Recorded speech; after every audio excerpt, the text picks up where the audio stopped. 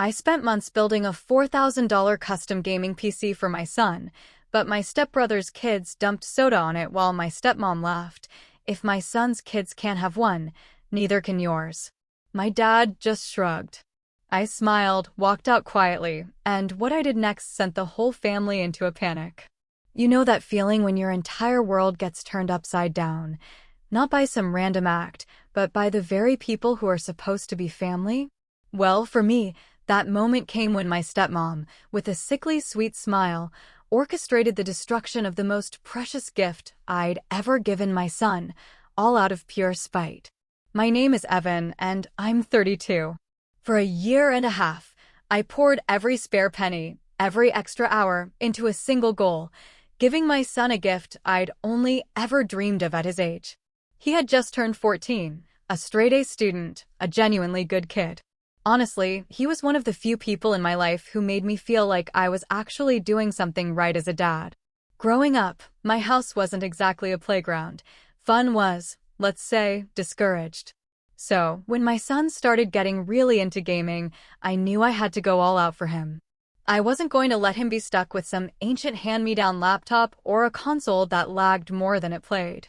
No, I wanted him to have something incredible. I envisioned it. A $4,000, fully customized gaming PC, complete with a massive curved monitor, a shimmering RGB keyboard, the whole 9 yards. I spent countless nights meticulously handpicking every single part. The sleek case, the powerful GPU, the lightning-fast RAM. I'd lose myself in YouTube build guides, meticulously studying every step, terrified I'd mess it up. It became our project, a shared secret between us. And when I finally finished it, seeing the sheer joy erupt on his face was worth every single second of those late, blurry nights. He lit up like it was Christmas morning, pure, unadulterated happiness. For weeks, he'd bolt home from school, straight to his new setup, diving into games, streaming his sessions, even learning to edit his own videos. It became our thing. We'd just hang out in his room, me on my beat-up old laptop, him immersed in his new digital world, chatting about his favorite games, his dreams of becoming a streamer one day. It felt healing, like I was finally breaking a generational curse, giving my kid a childhood that was so much richer, so much brighter than my own. But then, there's them. My dad, my stepmom, and my stepbrother, Chase. To say we had history would be an understatement. When my dad remarried, it was like his whole personality did a complete 180 overnight. Suddenly, it was all about keeping the peace and doing what's fair, which, in their house, always translated to whatever kept my stepmom happy. Chase, my stepbrother, was their golden boy. Always. It didn't matter that he was 30 and still camped out at home. It didn't matter that he'd been fired from 2 jobs this year alone. Every single one of his screw-ups was just a phase, apparently. I'd been invited, more accurately, strong-armed, into coming over for Sunday dinner. I hadn't stepped foot in their house in months, but my dad was relentless, rambling about family bonding. Against every fiber of my being, against my gut screaming no, I caved. I figured, what's the worst that could happen? A couple of hours of forced small talk, choke down some food, plaster on a smile, and then escape. When we arrived, it was the usual circus. Chase sprawled on the couch, feet up, oblivious. His girlfriend was glued to her phone, scrolling through social media. My stepmom, always the loudest, was complaining about how expensive everything is these days, somehow managing to segue directly into bragging about their upcoming luxury vacation plans.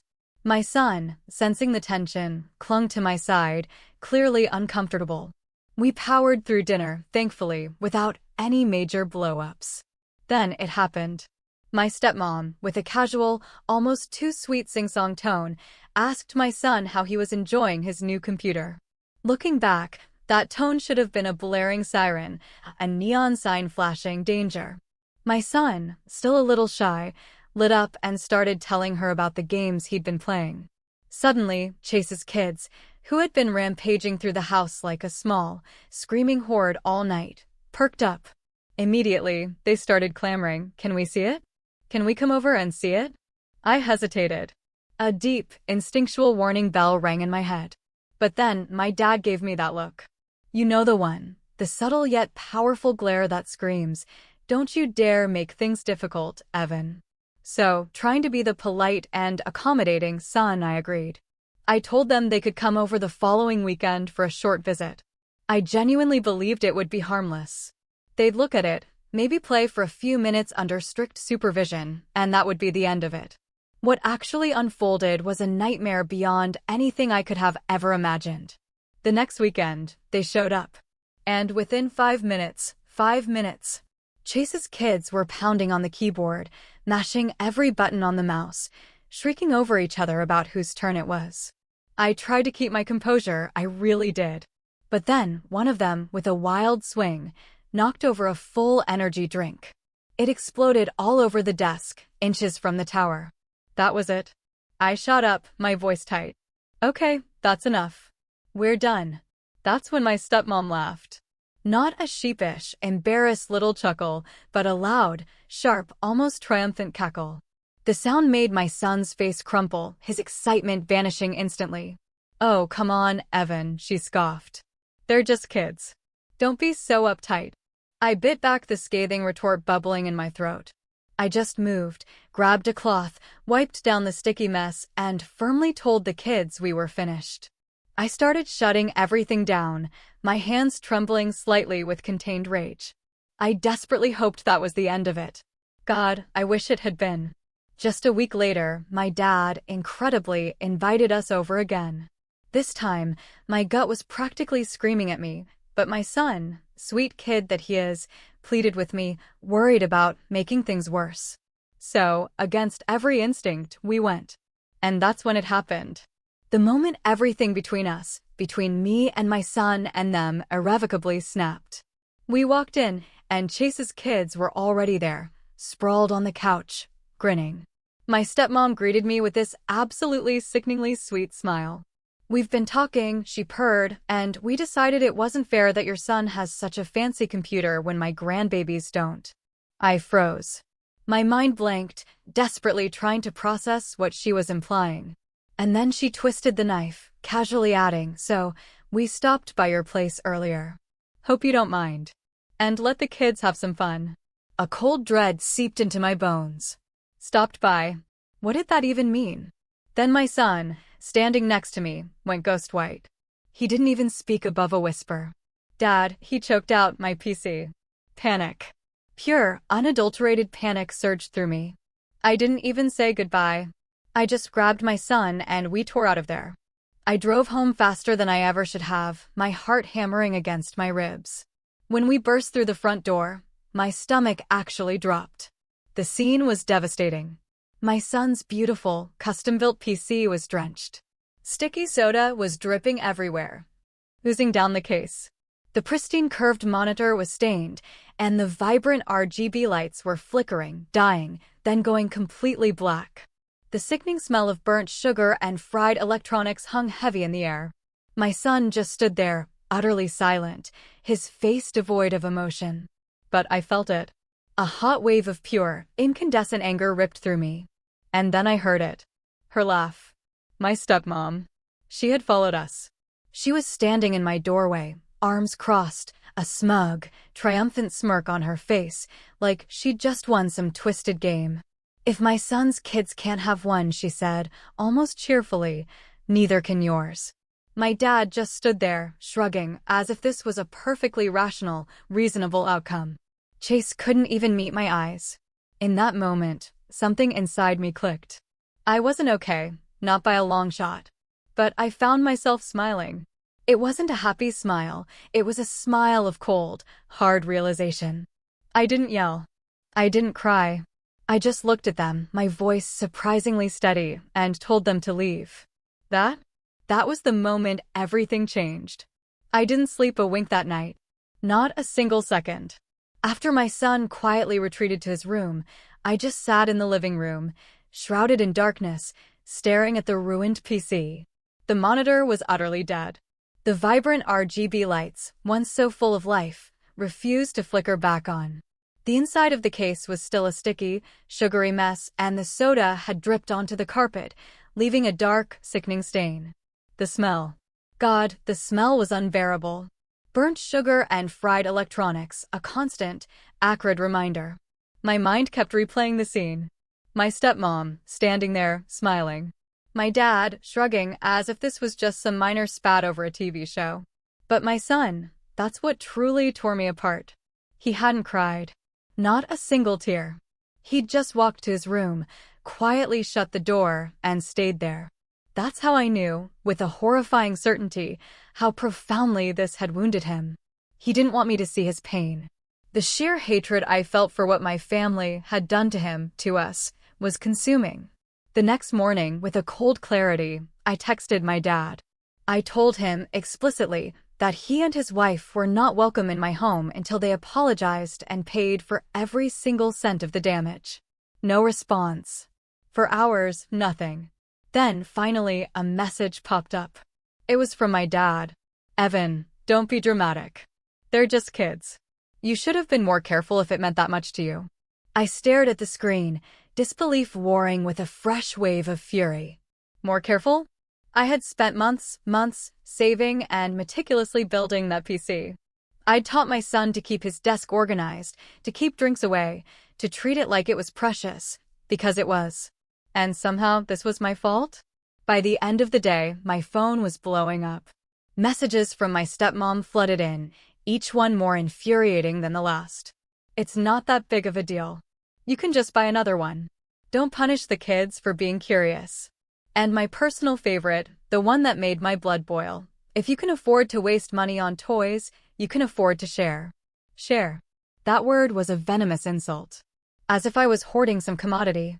As if my son was being selfish for once having something truly nice, something that was his. I ignored them. Every single message.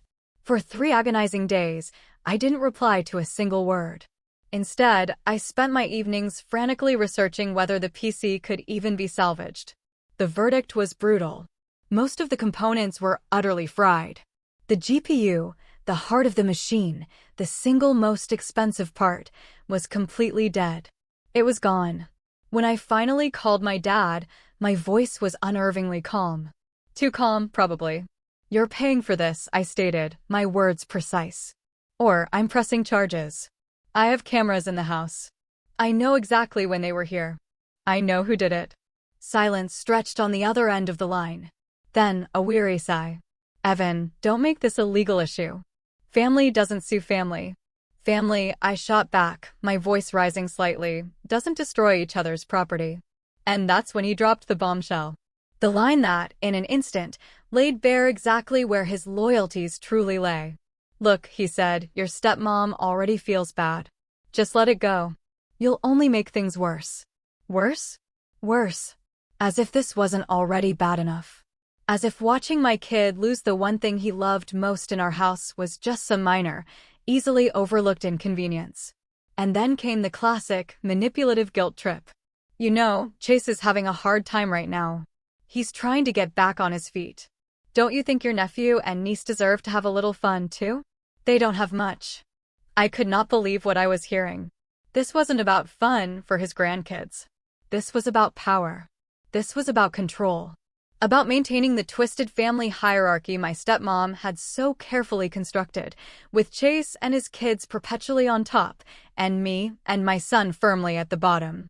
I ended the call right then, before I said something I would truly regret. For a brief, naive moment, I thought maybe that would be the end of it. Maybe, just maybe, they'd finally leave us alone. I was so wrong. It only got worse. The very next week, my dad showed up at my house. Unannounced. He didn't even knock. He just walked right in.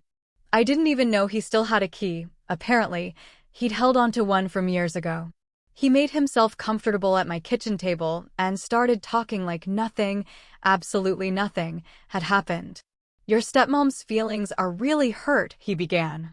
"She thinks you're punishing her by not coming around." "I am," I replied, my voice flat, devoid of emotion. He frowned, looking at me like I'd just cursed at him. "That's childish, Evan. You're too old to hold grudges." Grudge? That word hit me like a physical blow. This wasn't a grudge. This was a boundary. A firm, necessary boundary. When I told him to leave, He just leaned back in the chair, a smug look spreading across his face. "You've always been difficult," he sighed. "This is why it's hard to include you in things. You always make everything about you." That was it. I snapped. I walked over, grabbed his coat off the back of the chair, practically shoved it into his hands, and told him, in no uncertain terms, that if he ever let himself into my house again without my explicit permission, I would change the locks. He left in a huff, slamming the door behind him so hard the house rattled. For a while, it was quiet. Eerily quiet. And then, the rumors started. I got a text from one of my cousins asking if it was true that I'd kicked Grandpa out and banned the family from seeing my son. My stepmom, the master manipulator, had apparently been telling anyone who would listen that I was poisoning the family dynamic and isolating my kid from his relatives. At first, I tried to defend myself. I sent long, detailed texts explaining what had really happened, how they'd invaded my home, how they'd deliberately destroyed thousands of dollars worth of property. But it was useless. The story was already twisted, spun into their preferred narrative. The absolute worst part, the part that truly gutted me, was how my son started to notice. He'd come home from school quieter than usual, a shadow dulling his bright eyes. One day, he looked up at me, his young face etched with worry, and asked, "Dad, are we the bad guys?" My breath hitched. "What do you mean, buddy?" I asked, my voice barely a whisper. "Grandma told Aunt Lisa that you hate family," he said, his voice small, "and that you're teaching me to hate them, too." Hearing those words felt like a physical blow, a punch straight to the chest. I knelt down, wrapped him in a tight hug, and reassured him, told him with every fiber of my being that we were not the bad guys. But inside, I was absolutely seething. They hadn't just destroyed his PC. Now they were actively trying to turn the entire family against us. And worse, they were making him feel guilty for simply standing up for himself. The breaking point arrived 2 weeks later. Chase, my stepbrother, had the audacity to show up at my door. I almost didn't open it, but a morbid curiosity, a desperate need to know what fresh hell they were concocting, compelled me. He stood there, hands casually shoved in his hoodie pockets, a smug smirk plastered across his face. "Mom says you're being dramatic," he drawled. "You need to grow up. It's just a computer." "It was $4,000, I stated, my voice dangerously even. He just shrugged, dismissive. "Shouldn't have spent that much if you couldn't afford to lose it." I could feel my jaw clench so hard it ached. "You and your kids," I said, each word deliberate, "are not welcome here." He smirked wider. "Yeah, Mom said you'd say that. She also said you wouldn't actually do anything because you can't afford to cut us off. Family's all you've got." I didn't reply. I just stared at him, my eyes burning with a new, icy resolve, and then I slowly, deliberately, shut the door in his face. That night, long after my son had gone to bed, I sat at the kitchen table, the ruined PC a dark, silent monument in the corner. My anger, which had been a raging fire, had now settled into something else entirely. Something colder. Sharper. I wasn't going to yell anymore. I wasn't going to beg for an apology that was clearly never coming. No. I was going to do something better. And in that quiet, desolate moment, the perfect idea began to form. A week passed after Chase's pathetic display at my door. I foolishly thought, maybe, just maybe, they had finally exhausted their theatrics and would leave us alone. I was wrong, of course. It was a Saturday morning, bright but cold. I was mid-flip on a batch of pancakes when my son burst into the kitchen, his face pale with panic. "Dad, look outside." I ran to the window, spatula still in hand. There, in my driveway, sat my dad's car. And behind it, Chase's battered truck. My stomach plummeted. Before I could even react, they were at the door. Not knocking, but pounding.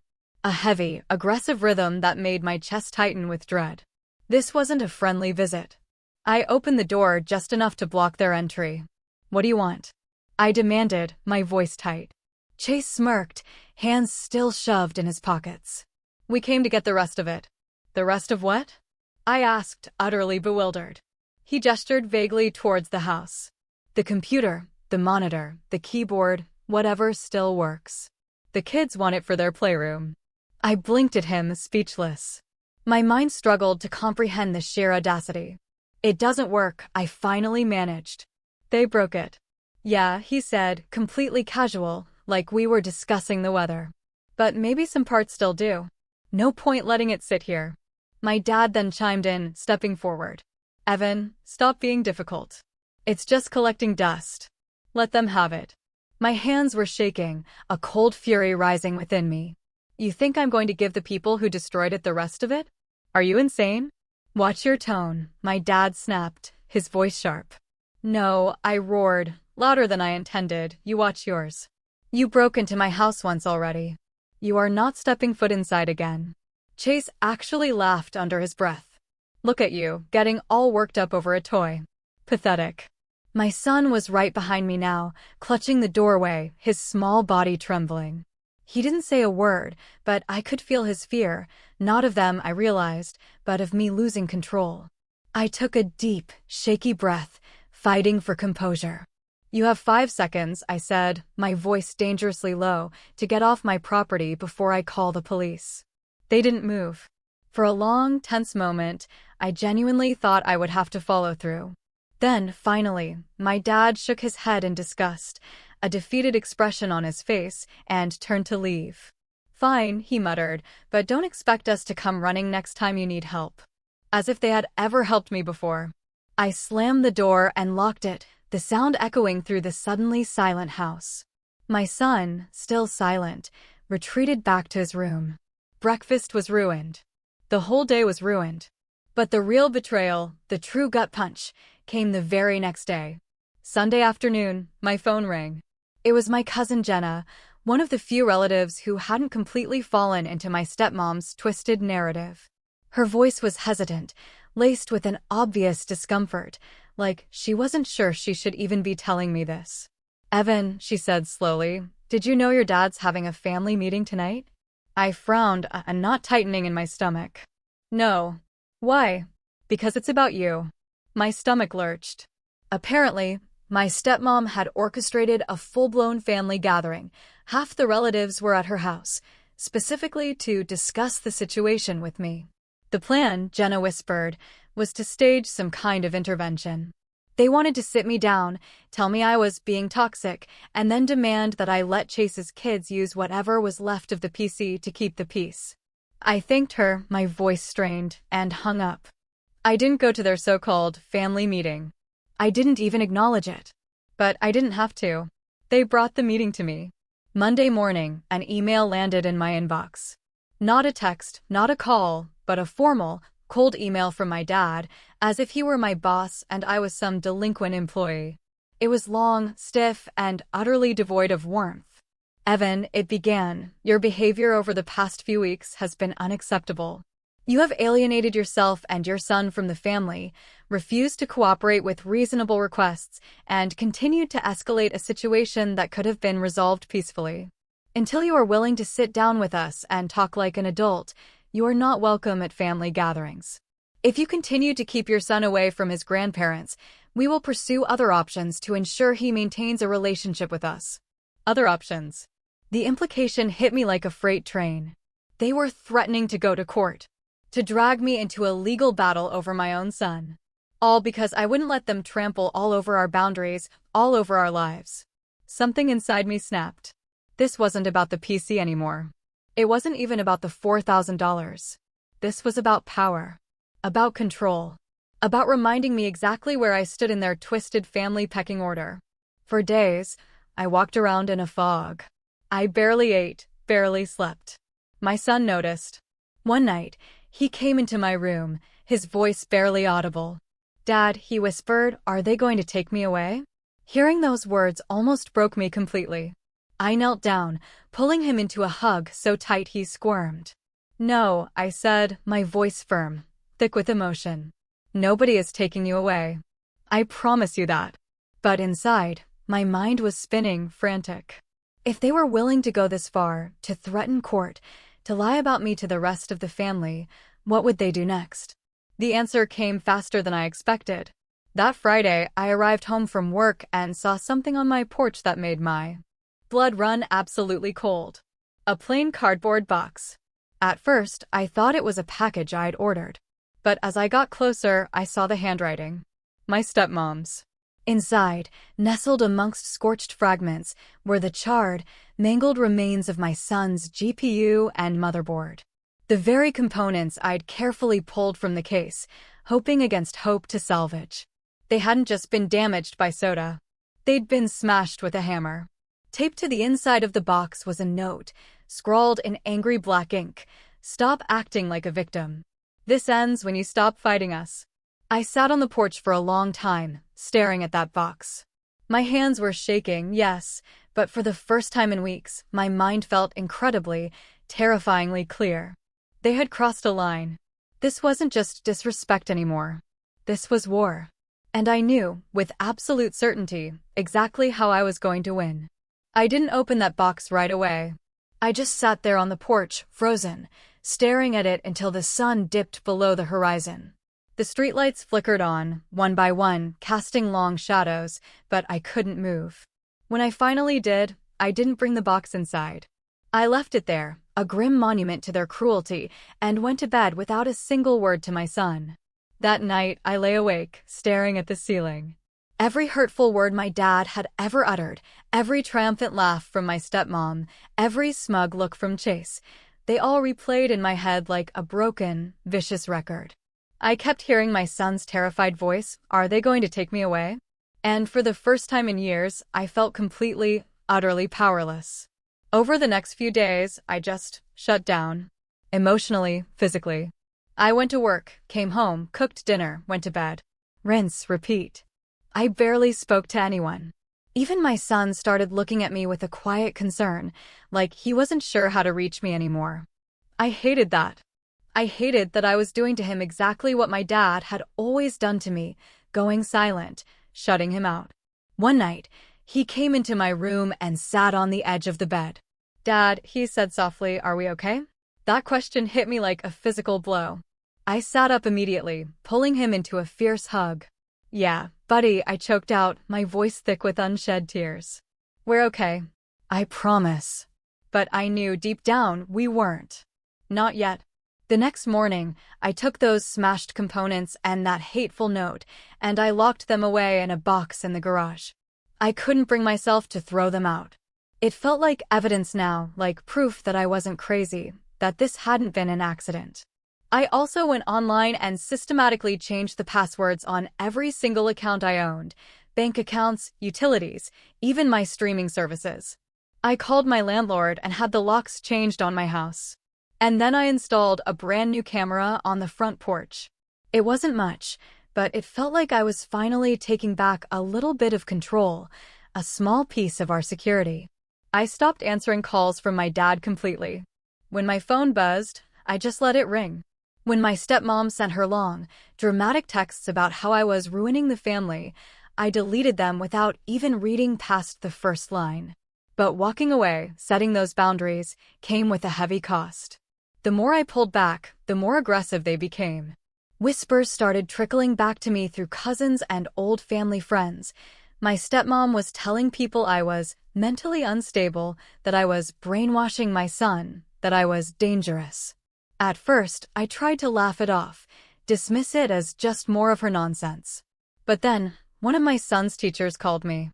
"Mr. Daniels," she said, her tone carefully neutral, "I don't want to alarm you, but we received a call from a relative saying they were concerned about your son's well-being at home. They claimed you were isolating him and refusing to let him see his grandparents." My blood ran cold. They were actually going after my son's school. I explained the situation as calmly as I could, gave her my number, told her to call me directly if they tried anything else, and hung up. But the damage was done. The seed of doubt had been planted. That night, I sat in the garage, staring at that box with the smashed GPU inside. This wasn't just about the PC anymore. This was about my life. My son's life. And if I didn't do something soon, I was going to lose more than just a few family dinners. For the first time, I started thinking strategically.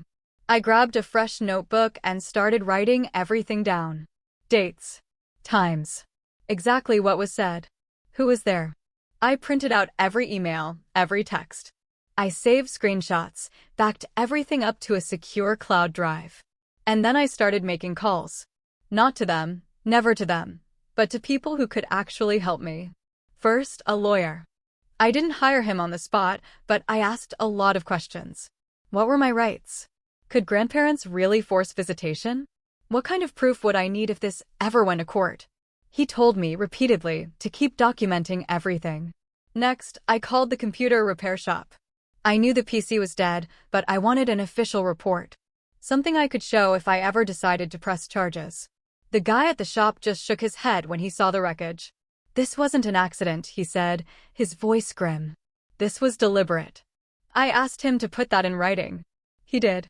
Meanwhile, I doubled down on my son. I started spending more focused, intentional time with him. Even if it was just small stuff, movie nights, walks around the block, cooking dinner together. I wanted him to know, unequivocally, that no matter what chaos was swirling outside our house, we were still solid. But every time I saw the lingering hurt in his eyes when he walked past the empty desk where his PC used to be, something inside me twisted tighter. Then came another blow. 2 weeks after the smashed components arrived, I got a letter in the mail. At first, I dismissed it as junk mail. But then I saw the return address. It was from my stepmom. Inside, carefully folded, was a printed photo of me, my son, and the PC.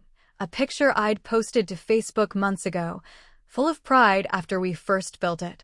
Across the bottom, in thick black marker, she'd scrawled, "This is what you lost because of your pride." That night, I didn't sleep at all.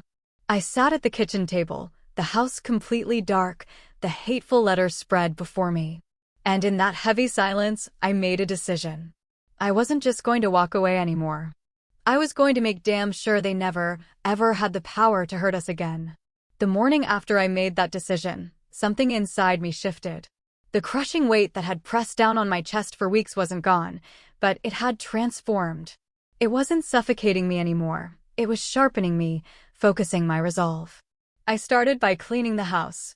It sounds so small, so mundane, but it felt profoundly symbolic. I cleared out the living room, scrubbed the sticky soda stain from the carpet, and systematically boxed up anything that even remotely reminded me of the chaos they had brought into our home. When my son came home from school that day, he paused at the doorway, looking around with wide eyes. "Whoa," he said softly. "It looks different." "Yeah," I replied, fighting back a lump in my throat. I think we needed a reset. That weekend, I picked up extra hours at work. It wasn't glamorous, late nights poring over spreadsheets, answering endless emails, but it paid overtime. Every single extra penny went straight into a separate savings account I opened, just for my son. I named it after him. It felt good, like I was quietly building something that no one could touch. Over the next few weeks, our life began to settle into a new rhythm. I stopped bracing myself for the next explosive phone call or manipulative text from my dad or stepmom. Instead, I deliberately poured all my energy into rebuilding my own life. I started jogging again, something I hadn't done since before my divorce. I lost 10 pounds, not from stress this time, but because I wanted to. I cooked proper dinners instead of relying on takeout. I started reconnecting with people outside of my toxic family. I called up an old college friend I hadn't spoken to in years, and we actually grabbed coffee. I started joining my coworkers for lunch instead of eating alone at my desk. Slowly, painfully, I began to feel like a person again, instead of just a ticking time bomb waiting for the next explosion. But I wasn't just rebuilding emotionally. Beneath the surface, I was quietly, methodically laying groundwork. I upgraded the security system on the house, better cameras, motion sensors, even a smart lock that logged every single entry. I wanted there to be absolutely no question of who came and went. And I kept collecting evidence. Every hateful text from my stepmom, every passive-aggressive email from my dad, I saved them all. I printed them out, organized them meticulously by date, and put them into a sturdy binder. It felt obsessive at first, almost paranoid. But the more I did it, the more empowered I felt. This wasn't paranoia. This was preparation.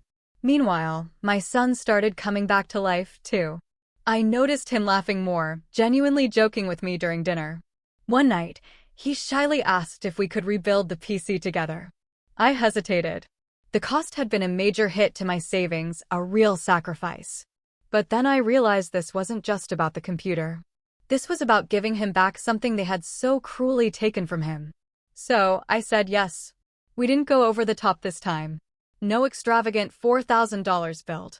Just something solid, a little more budget-friendly, but still powerful enough for him to play all his favorite games.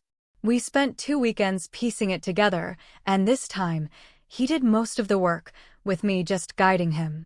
And when we finally hit the power button and the lights came on, he grinned from ear to ear, a pure, incandescent joy. "Feels good to build it ourselves again," he said, his voice full of quiet pride. "Yeah," I replied, a lump forming in my throat. "Feels good to take back what's ours." Rebuilding that PC felt like so much more than just fixing what was broken. It felt like reclaiming control of our lives. By now, I had stopped responding to my stepmom's messages entirely, and that silence, I realized, seemed to drive her absolutely insane. The texts kept coming, each one nastier, more desperate than the last. But I never took the bait. Then, one day, a single message popped up, "Fine, you win. Don't bother coming to Thanksgiving." For a fleeting moment, I felt a familiar pang of guilt. But then, a wave of relief washed over me. This was the first time in years I wasn't dreading a family holiday. Instead of sitting at a table full of tension and forced smiles, I made different plans. My son and I booked a cozy little cabin about 2 hours away and spent Thanksgiving weekend hiking, cooking, and playing games. We didn't talk about them once. That Thanksgiving trip, that taste of pure, unadulterated peace, lit a fire under me. For the first time in years, I started thinking beyond just surviving. When we got back, I immediately signed up for a certification course at work. It meant even more late nights, more grinding, but I knew that if I passed, it could put me in line for a major promotion. The kind of promotion that would give me real financial freedom. Real leverage. Something I'd never had before. It wasn't easy. There were nights I wanted to quit, to just throw in the towel, when the sheer weight of everything felt like too much to bear. But then I'd look at my son, sitting at the new PC we built together, smiling again, and I'd push through. Months bled into each other. Winter slowly turned to spring. I passed the certification exam with a nearly perfect score. A few days later, my boss called me into his office. He told me there was a new position opening up, higher pay, more responsibility. He said I'd be a natural fit. When I walked out of his office that day, I felt something I hadn't felt in a very, very long time. Pride. Not that fragile, easily shattered pride my stepmom loved to crush, but a quiet, solid, undeniable pride in what I was building for myself and my son. And then, as if the universe itself wanted to test my newfound resolve, my dad called. He didn't apologize. He didn't even ask how I was doing. He just launched straight into it. "We're having a family barbecue next weekend. You should come. It's time to let this go." I almost laughed out loud. After everything, the destruction, the threats, the outright lies, he actually thought that some overcooked burgers and forced small talk would just magically smooth everything over? But I didn't yell. I didn't argue. I just said, "We'll see," and hung up. That night, I opened my binder of evidence, the one filled with their venomous words and destructive actions. I flipped through the pages, a cold, calculated fire burning in my gut. I wasn't just going to rise above this anymore. I was going to make damn sure they understood, once and for all, that we were not theirs to control. By the time summer finally rolled around, the immediate tension had cooled just enough that I could think clearly, not just about the past, but about our future. The promotion officially came through in early June. Higher salary, more flexibility, and, perhaps most importantly, more authority. I now oversaw a small team, which meant I had control over scheduling, budgets, and, surprisingly, direct access to a company legal advisor when needed. The day I signed that offer letter, I sat in my car in the parking lot for a long time, just staring at it, my hands clutching the paper. I thought about all those nights I'd felt completely powerless, sitting in my kitchen at 2 in the morning, wondering how on earth I was going to protect my son. Now, for the first time, I felt like I had options. But I wasn't going to waste this new power on anger alone. If I was going to act, I needed to be smart. Ruthless, even. That night, after my son went to bed, I opened my binder of evidence again. This time, I didn't just review it. I organized everything by severity. Minor offenses in one section, direct threats in another, outright legal liabilities in their own tab. Looking at it all laid out like that, chronologically, undeniably, something clicked for me. They had been escalating for months, pushing, prodding, testing. And every single step of the way, I had let them think they still held the reins. Not anymore. I scheduled a private consultation with a family lawyer, this time in person. I brought the binder with me, every email, every text, even the smashed components from the PC in a sealed plastic bag. The lawyer was a sharp, composed woman in her 40s with a calm, no-nonsense demeanor. She spread everything across her desk and read in silence for a long, unsettling time. Finally, she looked up at me, her gaze steady. "Mr. Daniels," she said, "you have more than enough here to file for a restraining order, if you choose to. And if they ever try to. Petition for grandparent visitation. This documentation will shut that down fast." Hearing that was like having a gargantuan weight lifted off my chest. For the first time, I knew I wasn't just reacting on emotion. I had leverage. Real, legal leverage. But I didn't stop there. At work, I started paying even closer attention to my finances.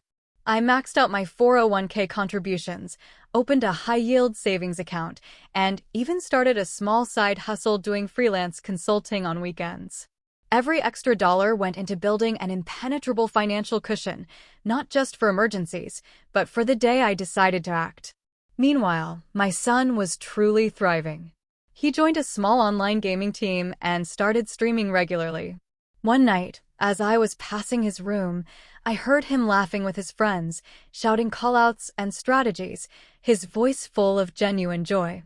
The sound filled me with this strange, potent mix of pride and fierce determination. They had tried to break us, to shatter our world. But here we were, rebuilding. Stronger than ever. Then, the next major piece of this twisted puzzle fell into place, and it came from the most unexpected source. One evening, I literally ran into my stepbrother Chase's former boss at the grocery store. We weren't close, just casual acquaintances, but he stopped me to chat. After some polite small talk, he leaned in a little, his voice dropping. "By the way," he said, "I heard about the family drama. I'm really sorry you're dealing with all that." I must have looked surprised, because he chuckled. "Oh yeah, your stepmom's been talking. But between you and me, Chase has been burning bridges all over town. He owes money to 3 different contractors and apparently, he maxed out a credit card in his mom's name." My mind started racing.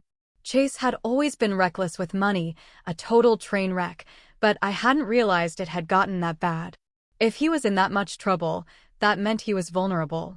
And if he was vulnerable, then so was my stepmom, who was clearly covering for him financially. That night, I dug deeper. Public records, social media posts, even casual mentions from mutual friends. I pieced together a clearer, uglier picture.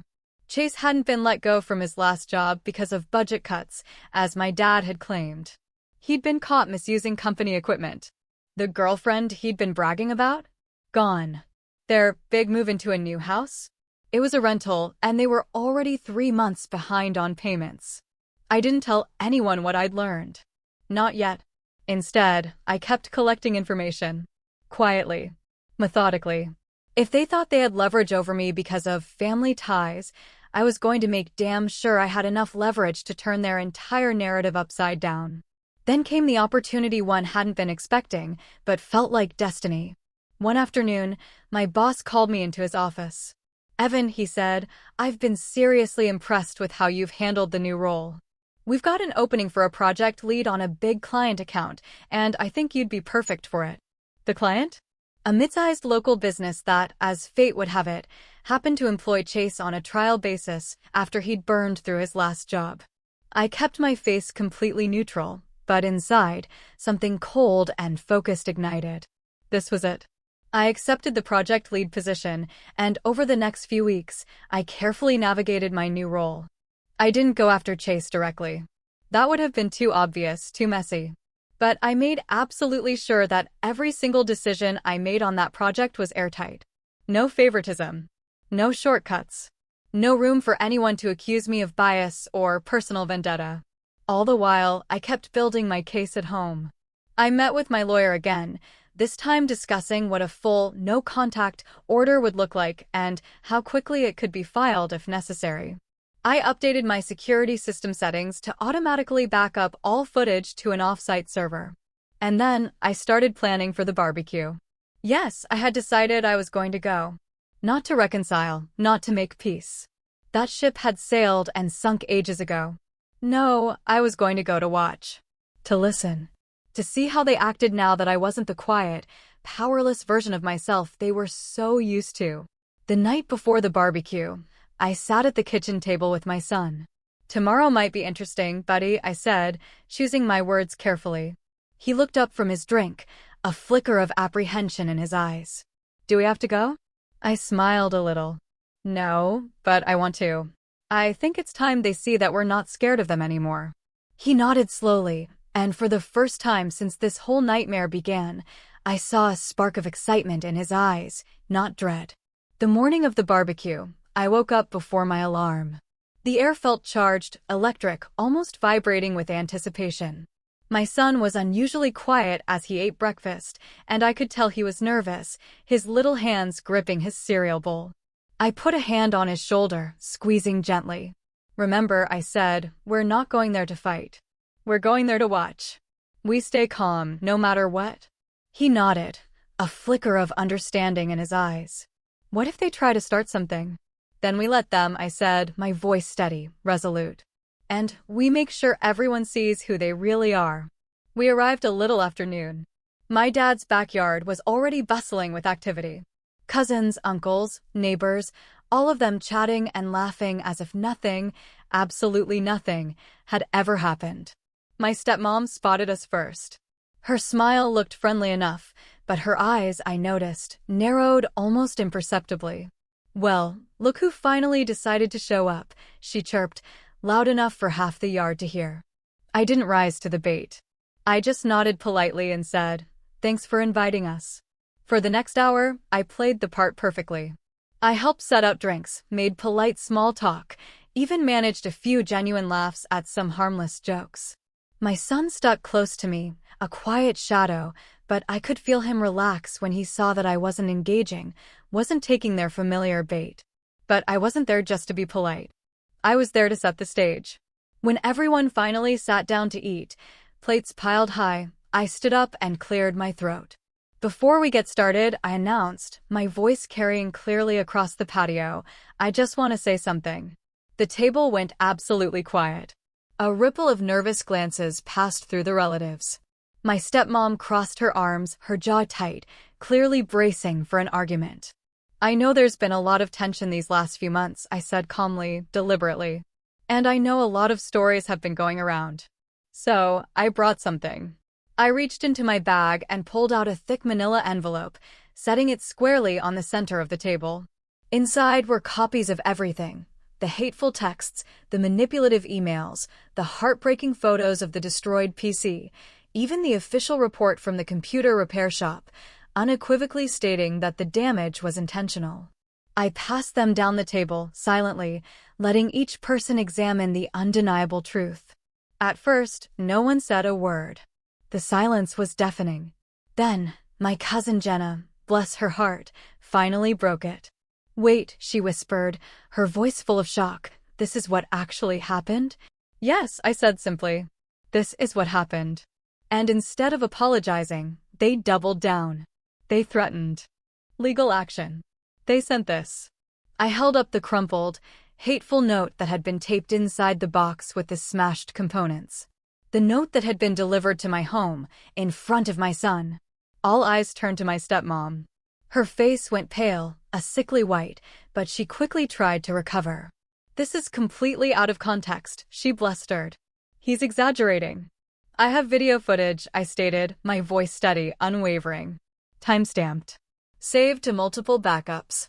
You can all watch it if you want. That shut her up cold. My dad shifted uncomfortably in his seat, avoiding my gaze. Evan, he muttered, was this really necessary? Yes, I said, my gaze sweeping across the table, meeting every nervous eye. Yes, it was. Because I'm done being painted as the problem. I'm done letting my son think we're the ones in the wrong. A murmur went through the table, a ripple of quiet agreement. My stepbrother, Chase, looked absolutely furious. So what? He snarled, half standing. You just came here to humiliate Mom? No, I said, locking eyes with him, my voice like steel. I came here to set the record straight. And to tell all of you that this ends today. You don't come to my house. You don't contact my son behind my back. And if any of you so much as think about threatening me again, I will file the paperwork I already have prepared.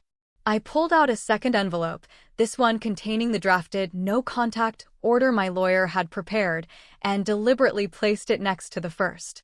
The silence that followed was absolute. You could have heard a pin drop.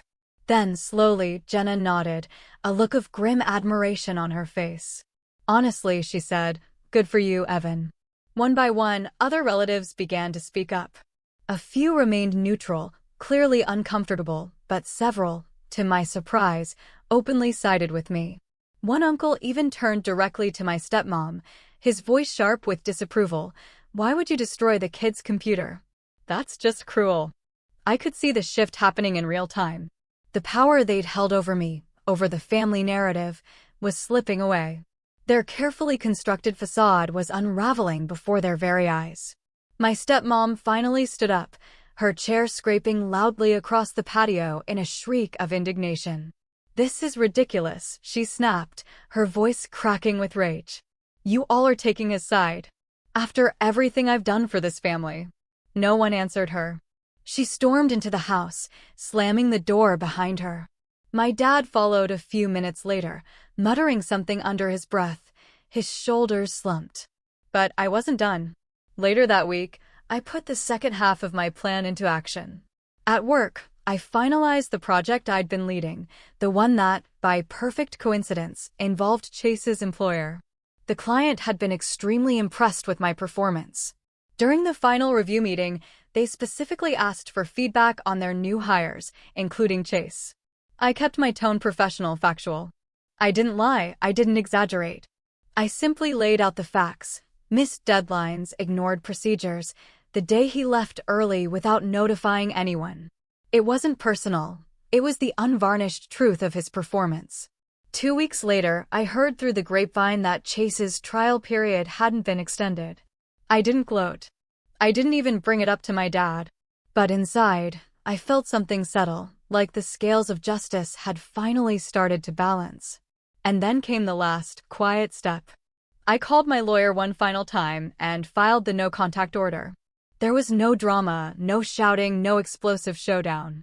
Just paperwork, signatures, and a legal document that stated, clearly and unequivocally, that they were not to contact me or my son again without my explicit consent. The day the order was served, my phone buzzed with notifications from sympathetic cousins. Apparently, my stepmom had been absolutely furious, throwing things, yelling about betrayal. But I didn't respond. I sat on the porch with my son that evening, the warm summer air wrapping around us, and for the first time in months, I felt completely, utterly calm. We had taken back control. But the real fallout, the kind that would actually make them panic, was still coming. I expected silence after the no-contact order was served. For a few days, that's exactly what I got. No calls, no texts, nothing from my dad or stepmom. The house felt lighter, almost unnervingly quiet, like the breathless air right after a violent storm. Then the messages started trickling in again, not to me directly, but through cousins and mutual acquaintances. According to them, my stepmom was in full-blown damage control mode. She was calling every relative, frantically spinning the story that I had gone nuclear over a silly misunderstanding. She claimed I was trying to break the family apart and that my son was being brainwashed. But the crucial difference this time? Fewer and fewer people believed her. The evidence I'd shared at the barbecue had completely shifted the tide. People had seen the screenshots, the hateful note, the photos of the destroyed PC with their own eyes. They weren't just taking her word for it anymore. A week later, I ran into my uncle at the grocery store. He pulled me aside, a rare, genuine warmth in his eyes. "Evan," he said, his voice low, "I just want you to know you did the right thing. We've all watched how they treat you for years. It's about time someone stood up to them." It was the first time a family member had openly, unequivocally said something like that to me. It felt like someone had poured cold water over the last, smoldering ember of guilt I'd been carrying. But the real, undeniable fallout came a few weeks after that.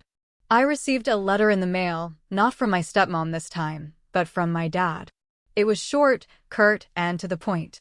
"Evan," it read, "I don't agree with how you handled this, but I can't argue with the outcome.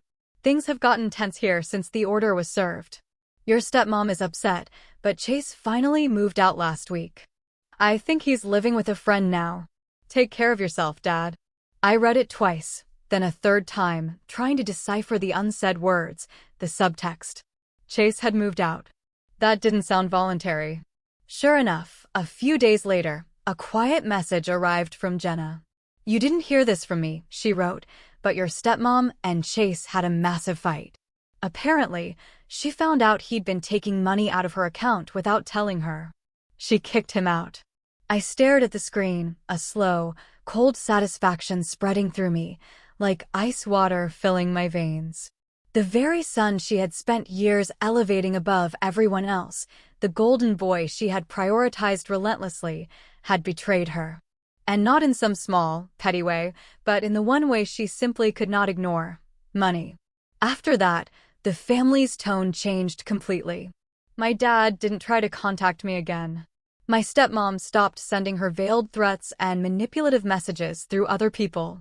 It was like they had finally realized they couldn't control me.